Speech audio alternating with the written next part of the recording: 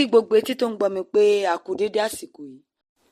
Ọ̀run ṣíṣí orí ìrìn ni èyí, ọ̀run ṣíṣí ti ojoojúmọ́ tí alábòójútó gbogbogbò ìjọ Ìràpadà olùṣọ́ àgùntàn Adébóyè kọ. Èní ni Ọjọ́bọ̀ ọjọ́ 12 oṣù kẹfà ọdún 2025. Àkọ́lé ọ̀run ṣíṣí tòní ni Ọlọ́run kórìíra ìkọ̀sílẹ̀. Àkọ́sórí wa ta lè rí nínú ìwé Málákì orí 2 ẹsẹ̀ 16, èyí tó kà báyìí wípé nítorí Olúwa Ọlọ́run Ísírẹ́lì wípé òun kórìíra ìkọ̀sílẹ̀, ẹnìkan fi ìwà ipá bo aṣọ rẹ̀ mọ́lẹ̀ ni Olúwa àwọn ọmọ ogun wí. Nítorí náà ẹ ṣọ́ ẹ̀mí yín kí ẹ má ṣe hùwà ẹ̀tàn. Ẹ̀kọ́ náà tẹ̀síwájú lọ báyìí. Ọlọ́run ṣètò ìgbéyàwó láti jẹ́ mímọ́, ìtàlẹ̀ nínú ìwé Genesis orí 2 ẹsẹ̀ 14. Ṣùgbọ́n ó ṣe ni láàánú pé ọ̀pọ̀ ènìyàn nínú ayé lónìí kò rí bẹ́ẹ̀. Ọ̀pọ̀ àwọn tọkọtaya mìíràn tọ́jú okòwò wọn àti iṣẹ́ tí wọ́n yàn láàyò dáadáa ju bí wọ́n ṣe tọ́jú ìgbéyàwó wọn, tó sì jẹ́ pé ìkọ̀sílẹ̀ ti wá pọ̀ ní àgbáyé. Ọlọ́run kórìíra ìkọ̀sílẹ̀, ìtàlẹ̀ nínú ìwé Málákì orí 2 ẹsẹ̀ 16. Torí náà àwọn ọmọ rẹ̀ kò gbọdọ̀ fi ṣeré. Nígbà tí tọkọtaya bá kọ ara wọn sílẹ̀, wọ́n tàpá sí àṣẹ Ọlọ́run pé ẹnikẹ́ni kò gbọdọ̀ ya ohun tí ó bá so pọ̀. Mo mọ̀ pé àwọn ènìyàn kan wá ìkọ̀sílẹ̀ nítorí pé wọ́n rí ìgbéyàwó gẹ́gẹ́ bí ọ̀run àpáàdì ní ayé. Nígbà tí mo kẹ́dùn pẹ̀lú wọn, òtítọ́ ibẹ̀ ni pé kò sí bí ìrora ṣe lè tó ní ilé ayé, a kò lè fi wé ayérayé ní ọ̀run àpáàdì. Ìkọ̀sílẹ̀ kò sí nínú ìfẹ́ Ọlọ́run. Nítorí lílé àyà ènìyàn ni Mósè ṣe gbà á láàyè láàrin àwọn ọmọ Ísírẹ́lì. Ìtàlẹ̀ nínú ìwé Mátíù orí 19 ẹsẹ̀ 3-9. Ìrora ìkọ̀sílẹ̀ sábà máa ń jinlẹ̀, ó máa ń ní ipa lára àwọn ìdílé àti títí dé ìrandíran pàápàá. Ó sì ṣílẹ̀kùn fún ọ̀pọ̀ àwọn ìwà ìbàjẹ́ àti ìwà pálapàla tí à ń rí nínú ayé lónìí. Bẹ́ẹ̀ ni, kí àwọn tọkọtaya yẹra nígbà tí ó bá fẹ́ la ẹ̀mí lọ, kí wọ́n sì gba Ọlọ́run gbọ́ fún ìmúpadàbọ̀sípò kíkún fún ìdílé náà.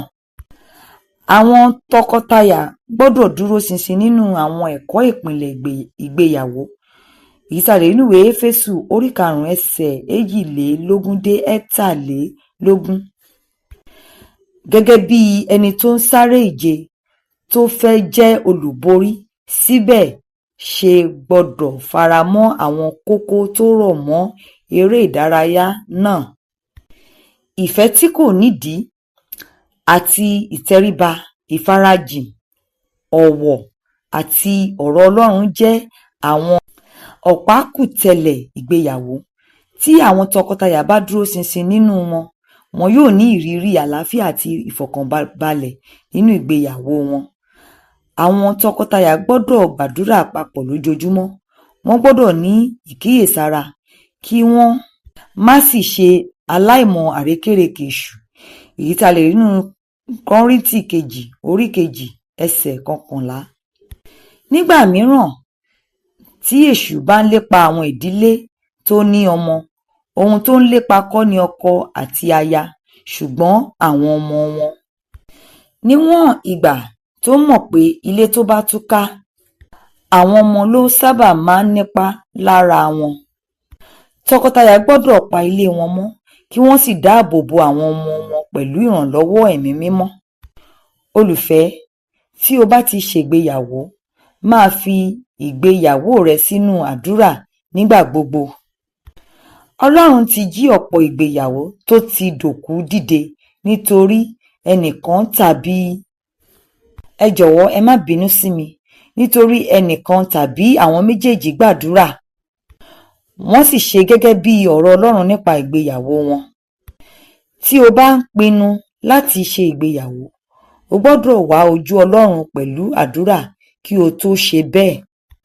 Fún ìgbéyàwó Kìrìsìtẹ́nì láti ní àṣeyọrí, tọkọtaya gbọ́dọ̀ rí i dájú pé ìgbéyàwó wọn ní gbòǹgbò nínú ọ̀rọ̀ Ọlọ́run, kí wọ́n sì rí i dájú pé àwọn ṣiṣẹ́ papọ̀ láti ré e dàgbà pẹ̀lú ìrànlọ́wọ́ Ẹ̀mí Mímọ́.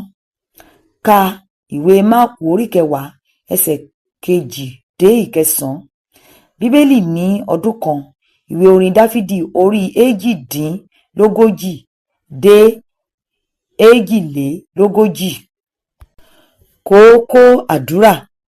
Bàbá jọ̀wọ́ ṣe ìwòsàn fún gbogbo ìgbéyàwó tó ti wà ní bèbè ìkọ̀sílẹ̀ ní orúkọ Jésù.